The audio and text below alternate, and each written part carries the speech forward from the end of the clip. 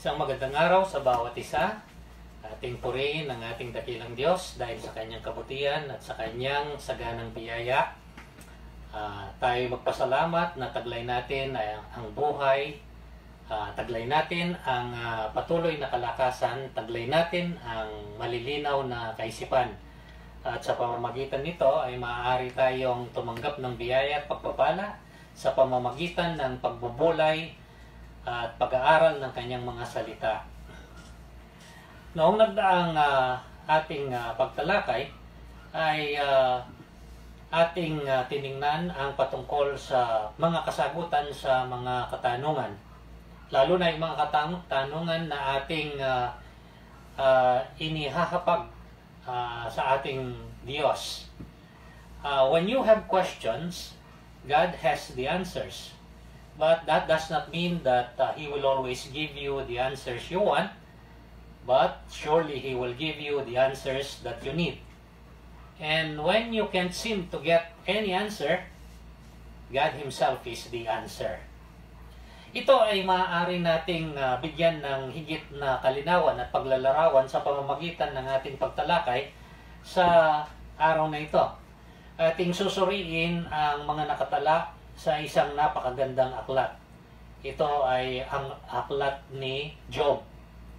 Job suffered more than anybody else in so many different ways among those recorded in the Bible. Walang kapares ang pinagdaanan na hirap, mga pasakit at pigati ng taong ito na tinatawag na Job kung ihahambing sa iba pa na mga tao na naitala sa Biblia. At may katiyakan na merong mga katanungan si Job sa kanyang pagdaan ng mga pighati. Sa kabila ng ito ay hindi niya sinambit lahat. Bago tayo magpapatuloy, titingin tayo sa isang bahagi ng aklat na ito upang makita nga natin na siya ay merong mga ninanasa na itanong sa Diyos.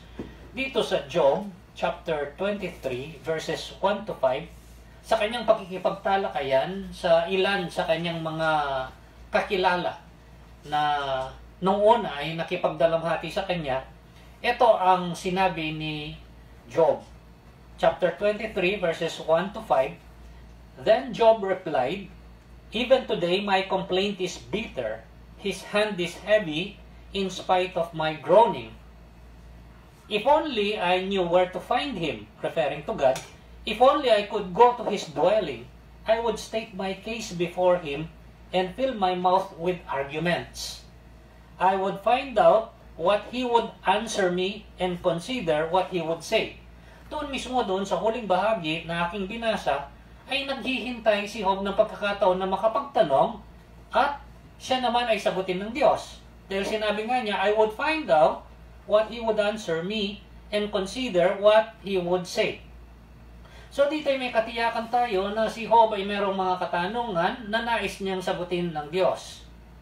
Pero sa ating pagsasaalang-alang nito, ay makikita natin na hindi sinagot ang mga katanungan ni Job ng Diyos.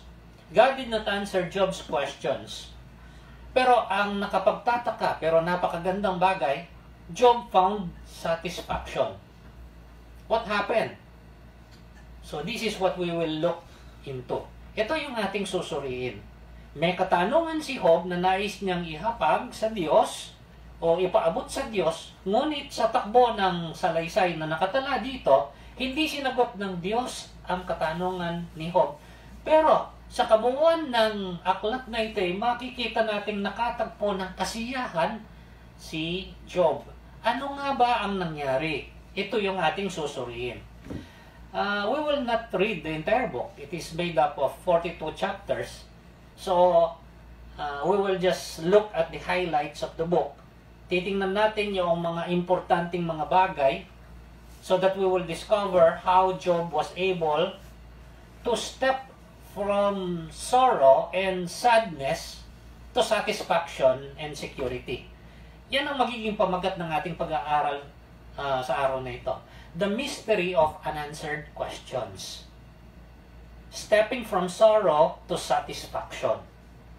So ano yung nadiskubre ni Job sa kasaysayan nito. What did Job discover?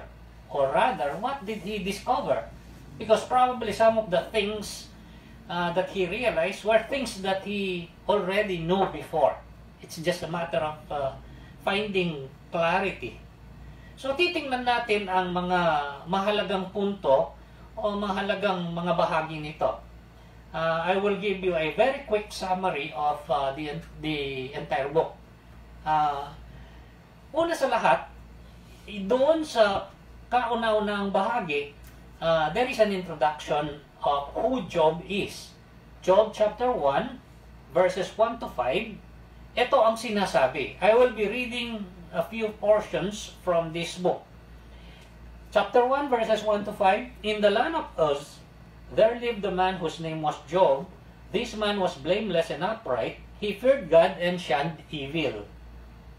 He had 7 sons and 3 daughters, and he owned 7,000 sheep, 3,000 camels, 500 yoke of oxen, and 500 donkeys, and had a large number of servants.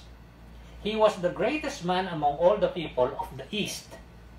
His sons used to take turns holding feasts in their homes, and they would invite their 3 sisters to eat and drink with them. When a period of feasting had run its course, Job would send and have them purified. Early in the morning, he would sacrifice a burnt offering for each of them, thinking, "Perhaps my children have sinned and cursed God in their hearts." This was Job's regular custom. Ito yung unang paglalarawan. Kung sino si Job, anong uri ng buhay meron siya, anong uri ng pagkatao meron siya. At dito ay makikita natin sa mga susunod na bahagi, from chapter 1 verse 6 hanggang sa chapter 2 verse 10, yung mga eksena o pangyayari sa likuran na hindi man alam ni Job. Chapter 1 verse 6 so chapter 2 verse 10 is a behind the scene account that Job didn't even know. Ito'y patungkol sa Diyos at sa mga espiritual na nilalang sa espiritual na dako. Ang sabi dito, ang Diyos ay kinatagpo ang mga anghel niya at sumingit dito ang isang tinatawag na Satanas. At siya ay tinanong ng Diyos kung saan siya nanggaling. At ang sabi niya ay parot parito sa buong mundo. Yun ay naunawaan ng Diyos na ang gawain ng Diablo, kagaya ng sinabi sa isang bahagi ng kasulatan, ay parot parito naghahanap ng may sasakdal o mabibigyan ng batikos o pagpaparatang laban sa Diyos.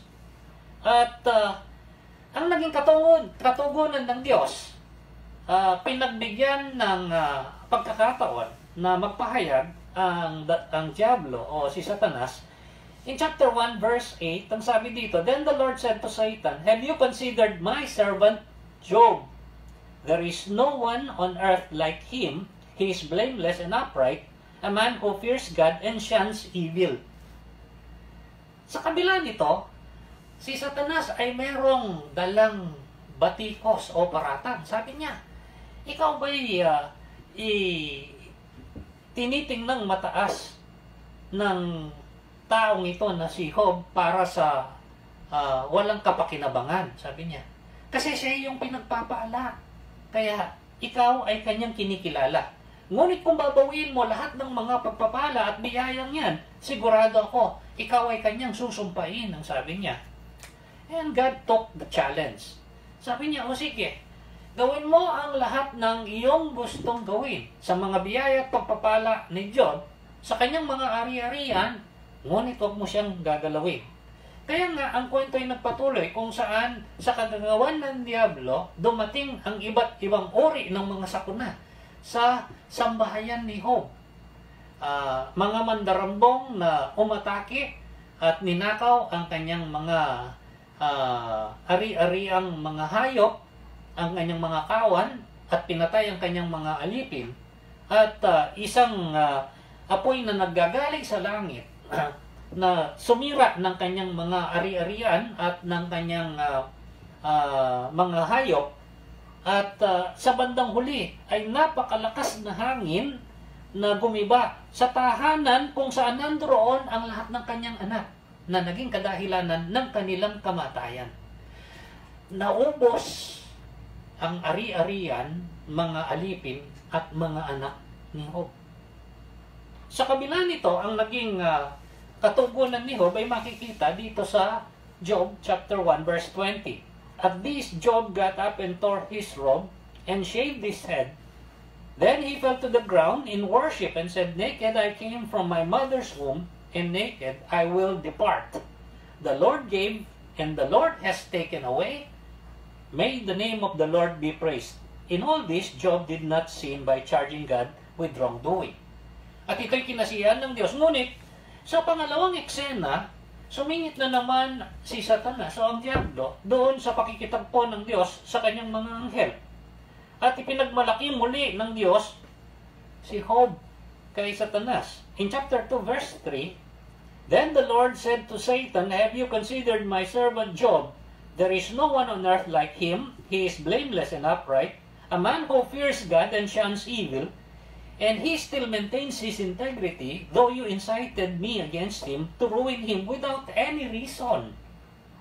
Pero ito na naman ang sagot at hamon ni Satanas o ng diablo. Sabi niya, kung ang kanyang katawan ang masasaktan at daraan ng paghihirap, tiyak, ikaw ay kanyang susumpain. Kaya nga pumayag ng Diyos. Sabi niya, sige, gawin mo ang iyong gustong gawin sa kanyang katawan, ngunit huwag mo siyang papatayin. Kaya nga si Job ay dinapuan ng mga sugat sa buong katawan magmula sa bumbunan hanggang sa talampakan. At ito ay kanyang kinakalos sa pamamagitan ng basag na banga. Siya ay nagdalamhati. Sukat na ang tanging natira sa kanyang sambahayan, ang kanyang asawa, ay nagsabi ng ganito sa chapter 2 verse 9. His wife said to him, Are you still holding on to your integrity? Curse God and die. Sabi niya, mas mabuti pang sumpahin mo na ang Diyos upang ikaw na nga ay mamatay. Siguro nakikita niyang nagdadalamhati si Job at ayaw na niya na magpatuloy ito. Mas maigi pa na siya mamatay. Kaya mabuti pa na sumpain na lang niya ang Diyos upang siya ay patayin ng Diyos. Verse 10, he replied, You are talking like a foolish woman. Shall we accept good from God and not trouble? In all this, Job did not sin in what he said. Sa kanyang pagdadalamhati, dumating ng tatlo sa kanyang mga kaibigan. Nagngangalang Eliphaz, Bildad at saka Zophar, na nagnanasa na siya'y aliwin at tulungan sa kanyang pinagdaraanan. 7 araw nilang pinagmasdan sa kanyang paghihirap itong si Job, sa pag-aayuno at sa kanyang pagdadalamhati. Nakiisa sila sa kanyang pinagdaraanan. Ngunit lumipas ang 7 araw, pagdating ng chapter 3, ay makikita natin ang isang pagbabago sa takbo ng kasaysayan. Doon, si Job ay nagsalita pagkatapos ng 1 linggo na katahimikan. At ang kanyang kapahayagan ay ang pagdadalamhati patungkol sa kanyang kapanganakan. Hindi niya magawa na sumbatan ang Diyos. Ito ay kanyang sumpain. Pero ang sabi dito sa chapter 3 verse 1, After this, Job opened his mouth and cursed the day of his birth. Ang kanyang sinumpa ay ang araw na siya ay ipinanganak. Dahil nga, mas maigi pa sa kanyang kaisipan na hindi siya ipinanganak kung dadating lang sa punto na kagaya nito, na siya ay daranas ng napakasakit at napakahirap na pigati. At pagkatapos ng kanyang mga kapahayagan, magmula sa chapter 3 hanggang chapter 31, ay mga halinhinang pagtalakay sa pagitan ng tatlong kaibigan ni Job at sa kanyang pagsagot sa bawat kanilang sasabihin.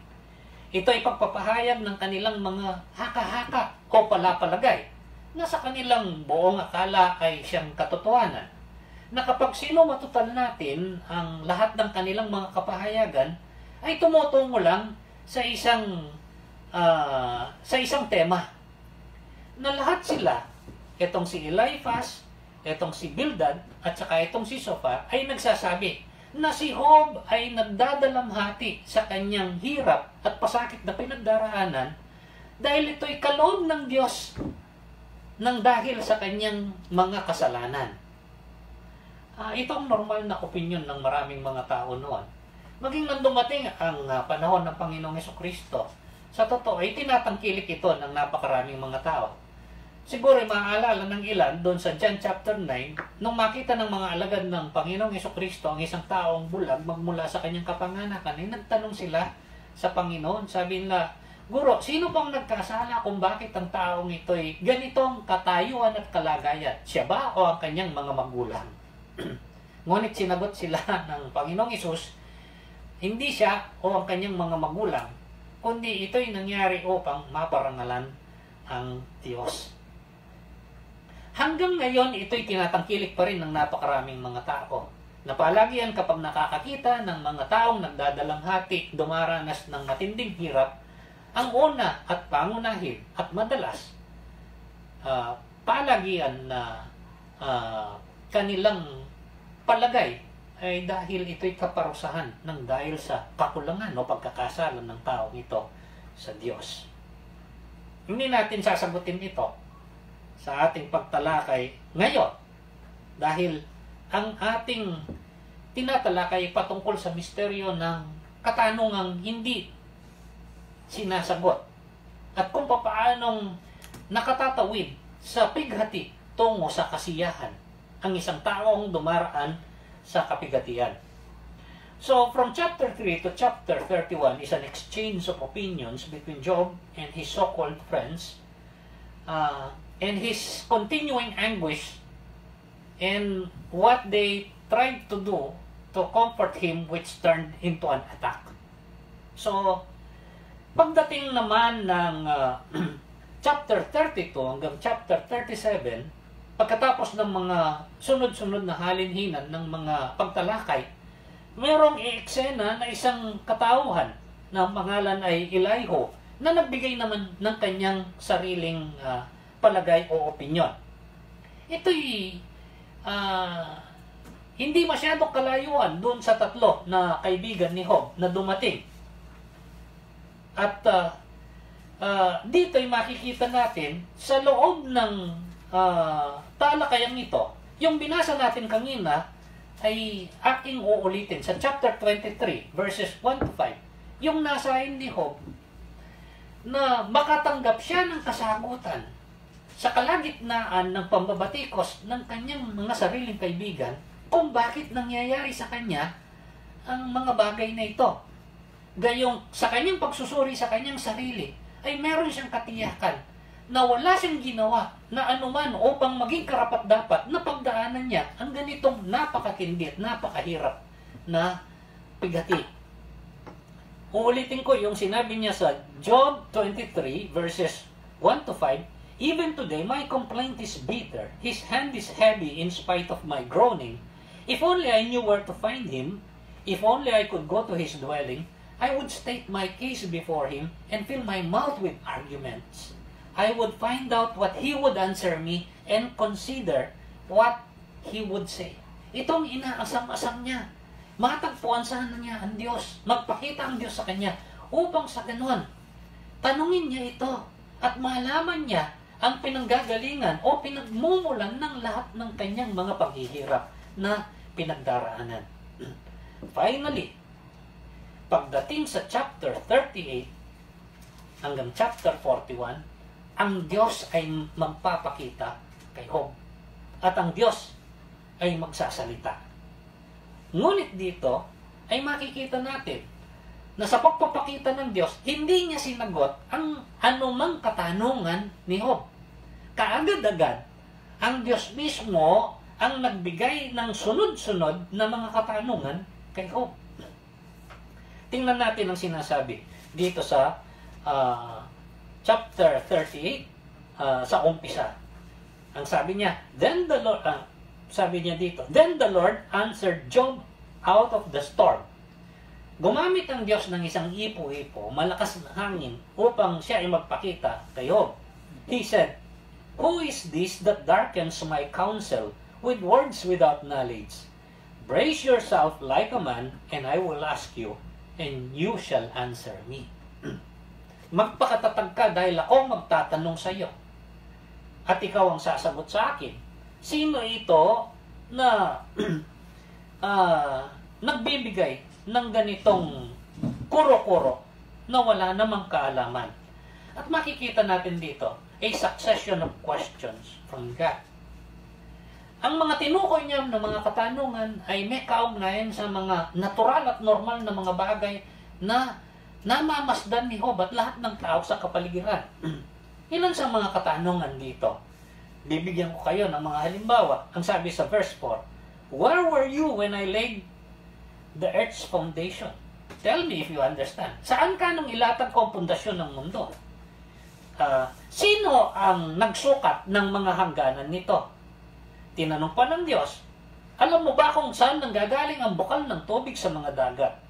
Alam mo ba kung saan nanggagaling ang mga kaulapan? Tinanong ng Diyos, alam mo ba kung papaanong itinakda ang hangganan ng tubig sa dagat upang ito ay hindi papasok at lalampas sa kalupaan?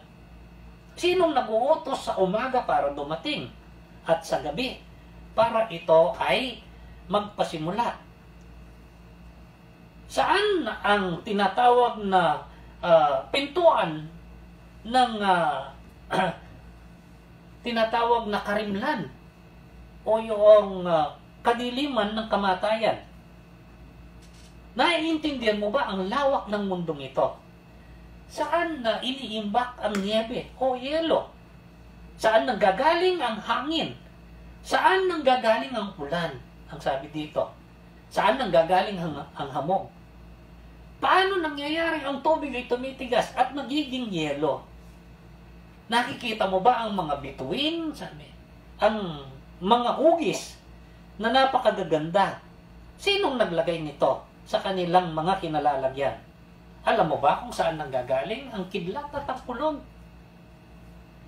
Ang sabi dito sa verse 36 na napakagandang bahagi, who endowed the heart with wisdom and gave understanding to the mind. Sabi niya, sinong nagbigay ng karunungan at kaisipan upang magkaroon ng unawa? Sabi niya, o tingnan mo ang mga maiilap at mga mababangis na hayop. Sabi, sino ang nagbigay sa kanila ng kapangyarihan at kakayahan upang sa kanon sila'y sumila upang may makain ng kanilang mga supling? Who provide food for the ravens? Sabi dito, do you know where the mountain goats gave birth? Alam mo ba kung saan nanganganak ang iba't ibang mga maiilap na mga hayop? Yung mga maiilap na mga kambing? Alam mo ba kung gaano ang haba ng mga kapanahonan bago sila manganak? Alam mo ba kung kailan sila manganganak? Alam mo ba kung paano sila naitataguyod at nabubuhay upang sa ganon ay meron na namang susunod na mga lahi ng mga hayop na iyan? Alam mo ba kung sino ang nagturo na lumipad sa mga agila at sa mga ibon? And then in chapter 40, the Lord said to Job, verse 1, will the one who contends with the Almighty correct him? Let him who accused God answer him. Then Job answered the Lord, I am unworthy. How can I reply to you? I put my hand over my mouth. I spoke once, but I have no answer. Twice, but I will say no more. Kaya nga makikita natin dito ang naging kasagutan ni Job. At doon sa chapter 42, ay minsan pang pinagtibay ni Job yung sinabi niya nung siya ay bigyan ng napakaraming mga katanungan ng Diyos.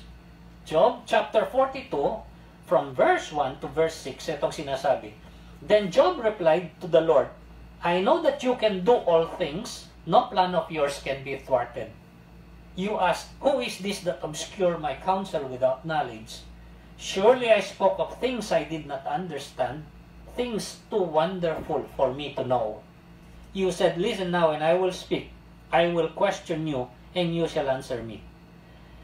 My ears had heard of you, but now my eyes have seen you. Therefore, I despise myself and repent in dust and ashes. Sa makatwid ang sinabi ni Job, ngayon, napagliwanagan ako. This is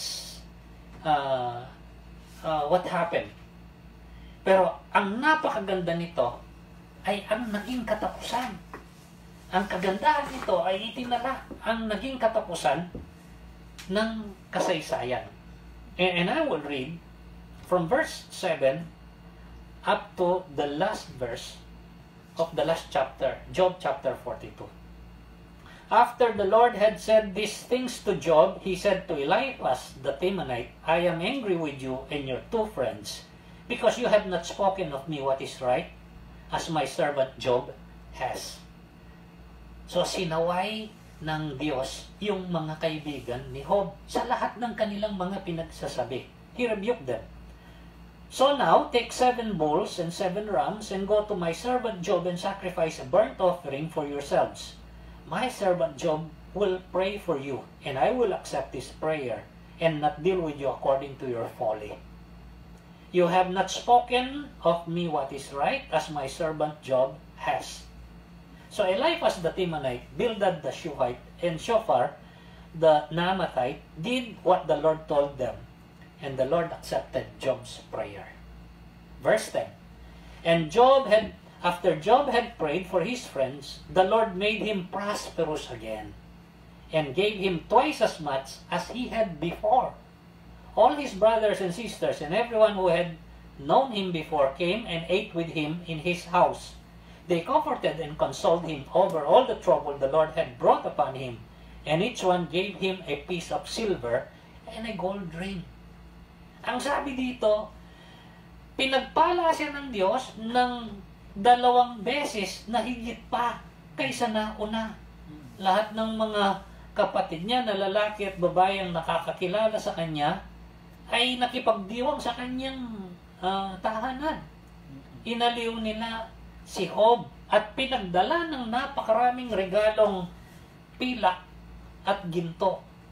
Verse 12, the Lord blessed the latter part of Job's life more than the first.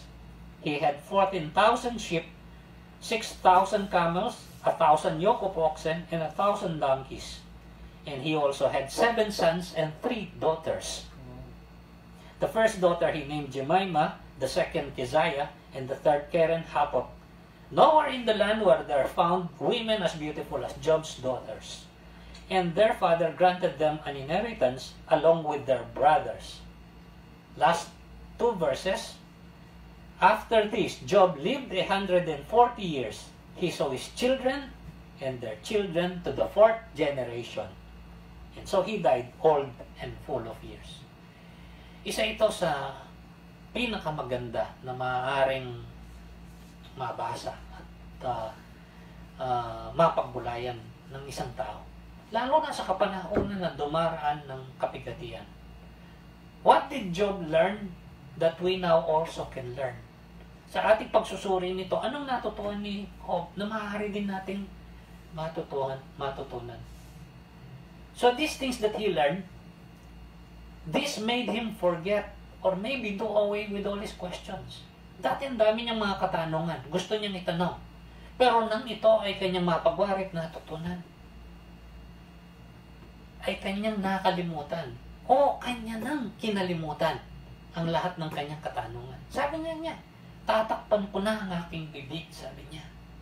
Dati narinig lang ng aking tenga ang mga kagandahan. Ngunit, ngayon nakita ng aking mga mata. Napagliwanagan siya. What are these things?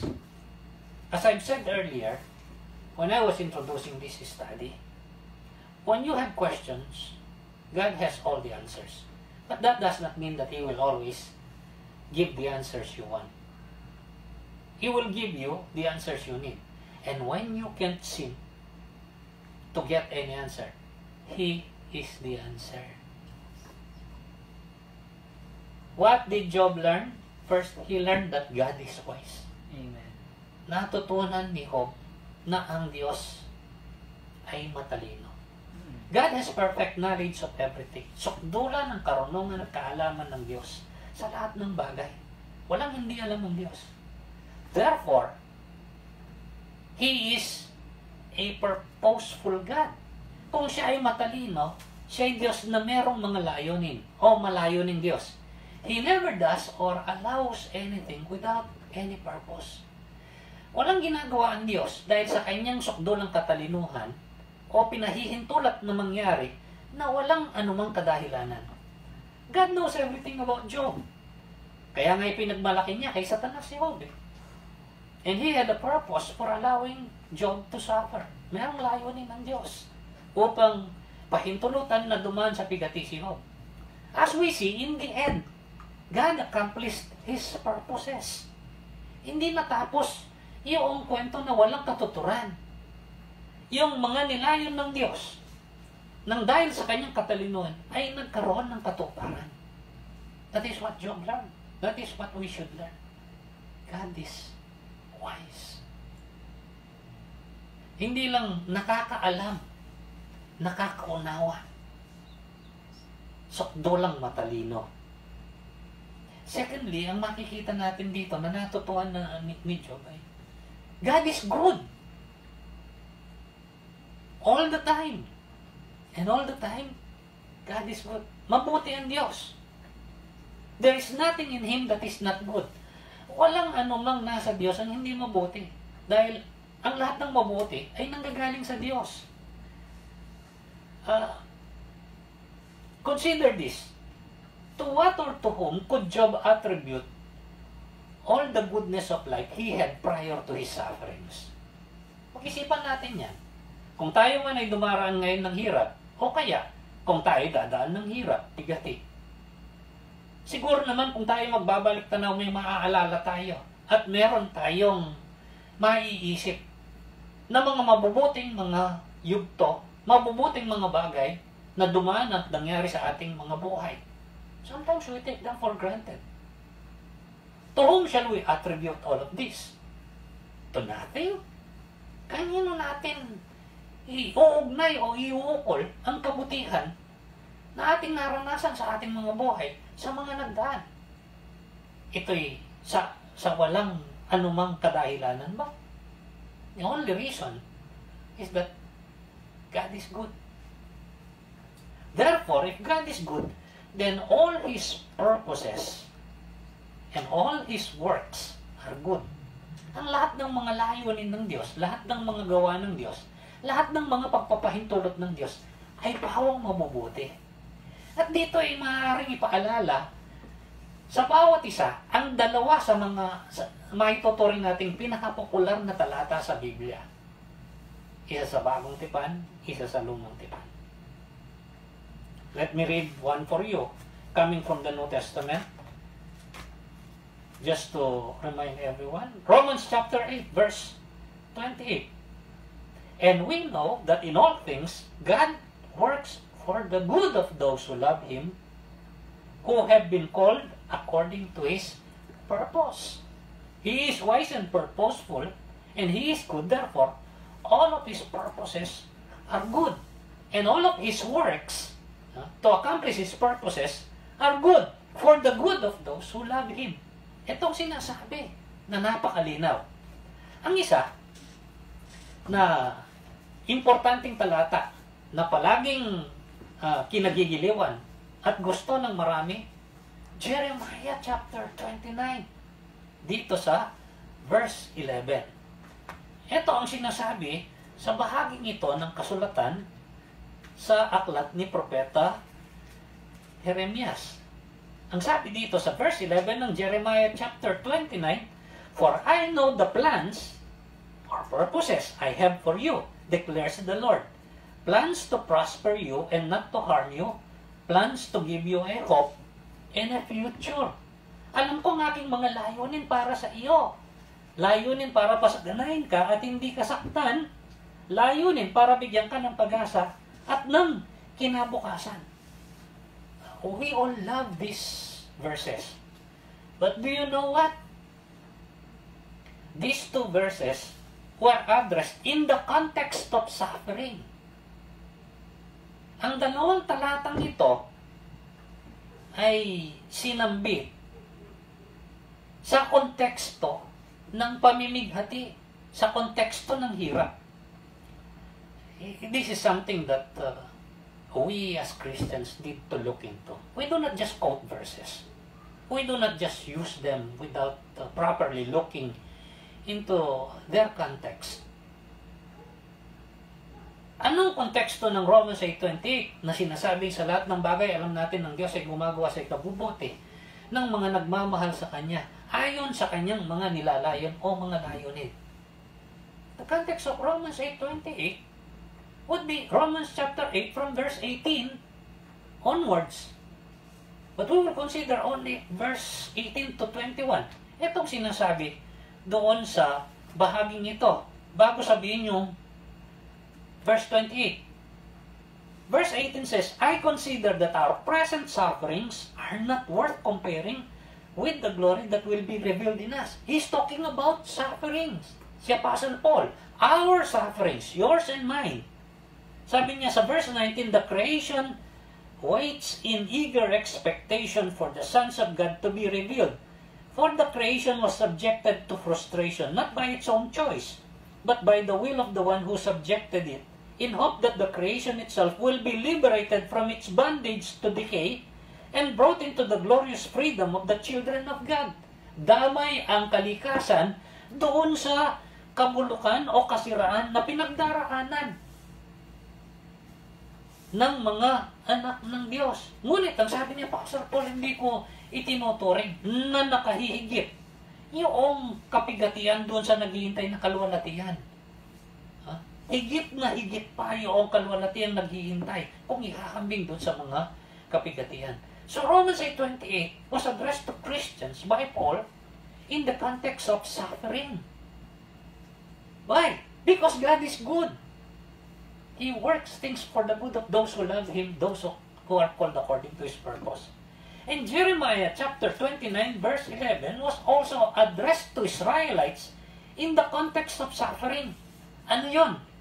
Yung kanilang pagdaan sa pagkabihag at pagkaalipin sa mga dayuhan. Chapter 29 verse 11 must be read from the beginning verses. Anong sabi doon sa beginning verse ng Jeremiah dito sa chapter 29? Itong sinasabi, magmula sa verse 4. This is what the Lord Almighty, the God of Israel, says to all those I carried into exile from Jerusalem to Babylon. Build houses and settle down. Plant gardens and eat what they produce. Marry and have sons and daughters. Find wives for your sons and give your daughters in marriage, so that they too may have sons and daughters. Increase in number there. Do not decrease. Also seek the peace and prosperity of the city to which I carried you into exile. Pray to the Lord for it. Pray if it prospers, you too will prosper. Yes, this is what the Lord Almighty, the God of Israel, says. Do not let the prophets and diviners among you deceive you. Do not listen to the dreams you encourage them to have. They are prophesying lies to you in my name. I have not sent them, declares the Lord. Ang sabi niya, ito yung katotohanan. Merong mga nagsasabing sila yung mga propeta, tagapagpahayag, na nagsisinungaling sa inyo. Kasi ang sabi nila, hindi kayo dadaan ng pigati. Ito yung sinasabi nila eh. Palagi kayong pagpapalain ng Diyos. Kahit kailan. Hindi kayo mamimighati. Hindi kayo dadaan sa mga ganyang hirap. Anong sabi ng Diyos? They're telling lies. And verse 10 says, this is what the Lord says. When 70 years are completed for Babylon, I will come to you and fulfill my gracious promise to bring you back to this place. Hindi itong katapusan. Meron akong layunin para sa inyo. Maganda ang aking layunin. Namimighati man kayo ngayon, meron akong magandang gagawin, ang sabi ng Panginoon. This is what Job learned. God is wise. Therefore, He is purposeful. He does not do anything or allow anything to happen without any purpose. God is good. Therefore, all His purposes are good. there is something good that He will bring out of whatever He allows. God's purpose for allowing Job to suffer is good. Pinahintulutan man niya na si Job ay mamigati. Ang mga layunin niya ay mabubuti. God is wise. God is good. The outcome of Job's suffering showed how wise and how good God is. Yung binasa natin kanina, naging katapusan ng mga pighati ng Diyos ay nagpapakita kung gaano katalino at kung gaano kabuti ang Diyos. As God raised His own questions to Job, Job discovered even some more. Habang ang Diyos mismo ang nagbigay ng napakaraming katanungan kay Diyos, meron pang natuklasan si Job na mahalagang bagay. Ano yun? God is sovereign. Behind everything that happens, God is the one who wisely governs and rules with goodness to bring about the best outcome from even the worst occurrences. Sa likuran ng lahat ng kaganapan, ang Diyos ang namamahala na may kabutihan upang ilabas ang pinakamabuting kahihinatnan maging galing sa pinakamalalang kaganapan. He is always in control. He is sovereign. Meron siyang pinakamataas at lubusang saklaw at kapamahalaan sa lahat ng bagay. There is nothing outside of God's control. He ultimately rules. He ultimately governs. Regardless of how we perceive things to be, there isn't a single second that God is not in control. He is in control of the whole world. He is in control of the whole universe. He is in control of all happenings. Remember, He caused everything to exist. And He sustains everything. Siya ang merong pinakamataas at lubusang saklaw at kapamahalaan sa lahat ng bagay. Sa mundong ito, sa buong sinuko, sa lahat ng bagay. Walang maliit o malaking bagay na hindi napapailalim doon sa pinakamataas na kapamahalaan ng Diyos. Job learned this from God. When God asked him a question about the natural cycles in human existence, pinakita ng Diyos yung mga normal na nakikita at nararanasan. Yung araw at gabi, yung tag-ulan at yung tag-init, yung pagsikat ng araw, yung pagbuhos ng ulan, kulog at kidlat, ang pagkakaroon ng niebe, ng mga unos, ang mga kapanahunan, ang pag-angat ng tubig at pagbaba nito. Lahat ng ito. Job learned that God is behind all of this. Sabi niya, sinong nakakalam ng lahat ng ito? Ang ibig sabihin, He is not only concerned about Job, He is concerned about the whole world, He is concerned about the whole universe. He is running everything. Job learned that God is behind the perpetuation of the animal kingdom as well as the plant kingdom. Natutuwa ni Job na kung bakit na itataguyod ang buhay ng iba't ibang mga hayop. Ito man ay maamo o maila. Ang lahat ng mga katangian nito at ang lahat ng mga karanasan nito ay nasa ilalim ng pamamahala ng Diyos. God is in control. He is sovereign. Remember Jesus Christ's words. Anong sabi niya? Look at the birds. Look at the lilies. You worry. You are so anxious. Tingnan ninyo ang mga ibon. Nagtatrabaho pa. Nagtatanim. Kumaani. Nag-iimbak. Hindi. Pero hindi sila pinababayaan ng Diyos. Tingnan ninyo yung mga bulaklak. Mas maririkit kaysa anumang damit na isinuot ni Solomon. Umahabi ba sila? Ngayon nandirito, bukas makalawa, natutuyo at ginagawa pang gatong. Hindi ba higit na mahalaga kayo kaysa mga ito? Are you not more important than this? Job learned that God is sovereign. Just because Job did not get an answer and an explanation why he suffered, it didn't mean that he was ignored or forsaken. Hindi dahil sa si Job ay hindi naman pinagkalooban ng anumang katugunan at pagpapaliwanag ng dahil sa kanyang paghihirap. Hindi ibig sabihin na siya ay di pinansin o siya ay pinabayaan. That is why the Lord promised, I will never leave you nor forsake you. But that is not only what Job learned. He learned that God is wise. Therefore, He is purposeful. God is good. Therefore, His purposes are good. His works are good. God is sovereign. He is always in control. He also learned that God is all-powerful. Ang Diyos ay sukdulang makapangyarihan. God cannot be truly sovereign if He is not absolutely powerful. Hindi maaaring magampanan ng Diyos ang sukdulang pinakamataas na pamamahala at pangangasiwa kung siya ay hindi sukdulang makapangyarihan. Nothing is impossible for God. This is why He can work things out and bring out goodness no matter how bad things are. Romans 8:28.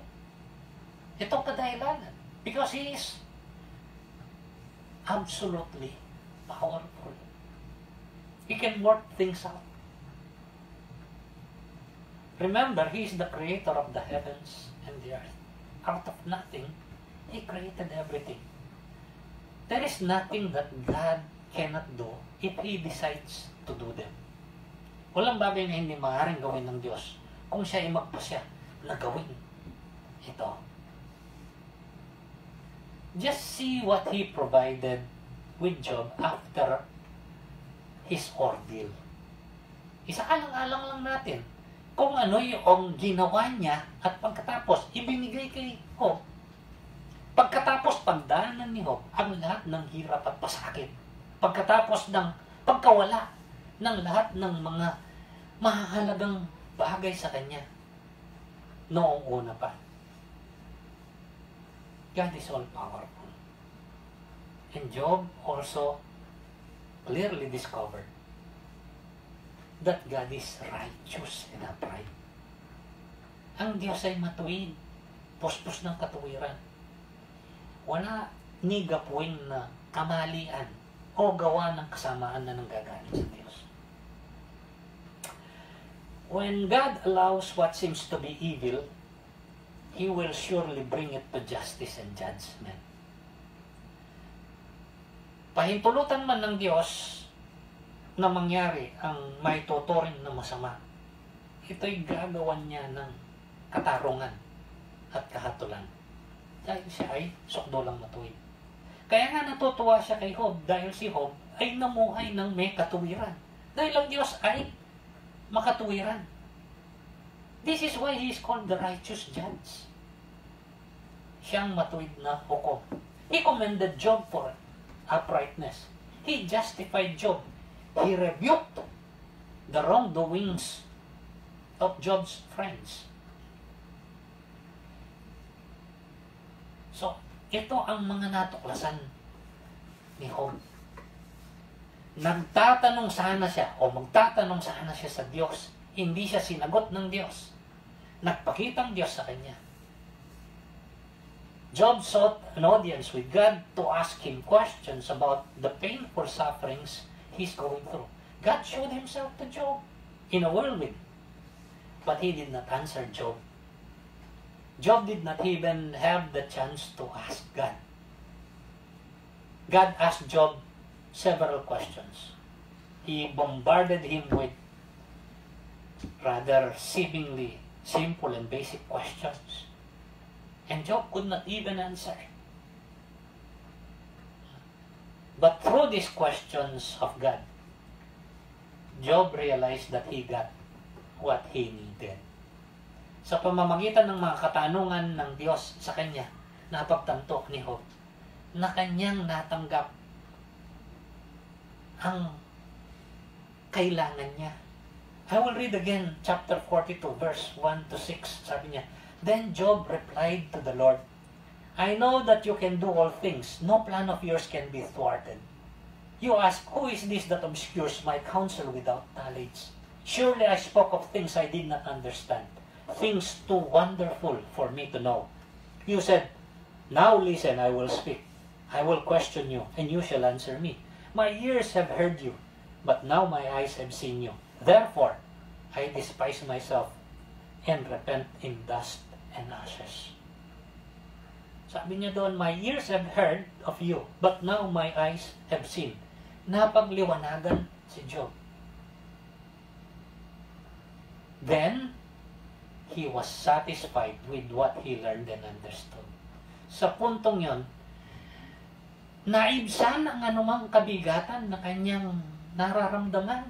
Nagkaroon siya ng kasiyahan sa kanyang natutuhan at naunawaan.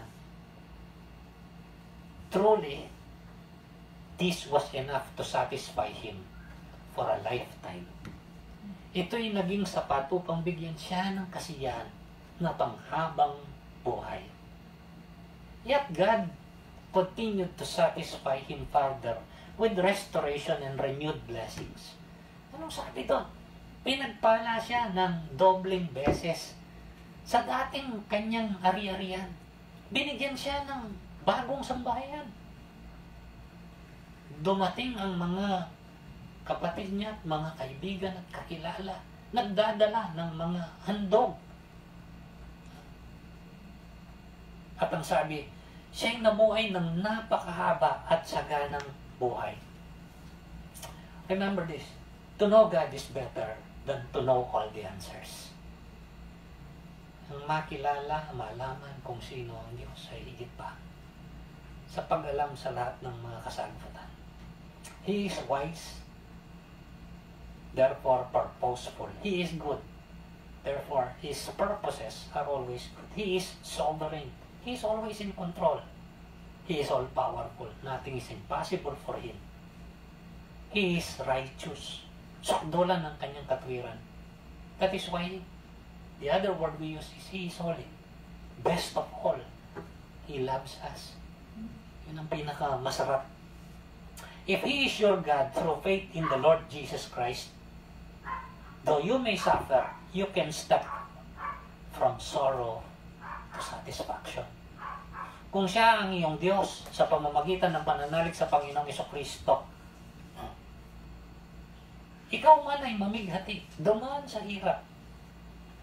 Ikaw ay makakatawid o makakahakbang galing sa kalungkutan at pighati tungo sa kasiyahan. This is our security. Trust God. Proverbs 3:5-7 ang sabi, trust the Lord with all your heart and lean not on your own understanding. In all your ways, acknowledge Him and He will direct your path. Ituturo kanya sa tamang landas. He will guide you. But take note, when it says He will direct your path, when it says that He will guide you, it does not mean that there will be no more hurdles or obstacles. Hindi ibig sabihin na hindi na magkakaroon ng mga sagabal o balakid. Pero siyang gumagabay, siya rin nang tutulong na mag-alis ng mga balakid. Siya rin nang mag-aalis ng mga sagabal. Remember, Psalm 23. Let me read the portion of Psalm 23. The Lord is my shepherd, I shall not be in want. He makes me lie down in green pastures. He leads me beside quiet waters. He restores my soul. He guides me in paths of righteousness for His name's sake. So ito, when you trust God, He is your shepherd, He will lead you and guide you. Anong sabi? In green pastures, beside still waters. Does it mean there will be no obstacles? No more sufferings? Abay, yung kasunod doon sa verse 4, sabi niya, even though I walk through the valley of the shadow of death, I will fear no evil. For you are with me, your rod and your staff, they comfort me. Does it mean that God misleads? No. He leads to green pastures, to still waters, and He leads through the valley of the shadow of death. tinatawid sila. The outcome, ano yung outcome? The last two verses ng Psalm 23, sabi niya, You prepare a table before me in the presence of my enemies. You anoint my head with oil. My cup overflows. Surely goodness and love will follow me all the days of my life, and I will dwell in the house of the Lord forever. The mystery of unanswered questions is solved. We can step from sorrow to satisfaction. God has all the answers, but He will not give you the answers you want, but the answers you need. And when there seems to be no answer, He is the answer. It is better to know God than to know all the answers.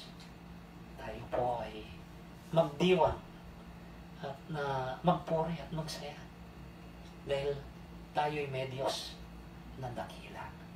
Tayo po'y manalangin. Dakila naming Diyos at Ama, maraming salamat po sa iyong saganang biyaya, sa iyong saganang kabutihan. Salamat po, ikaw na aming Diyos ay puspos ng katalinuhan.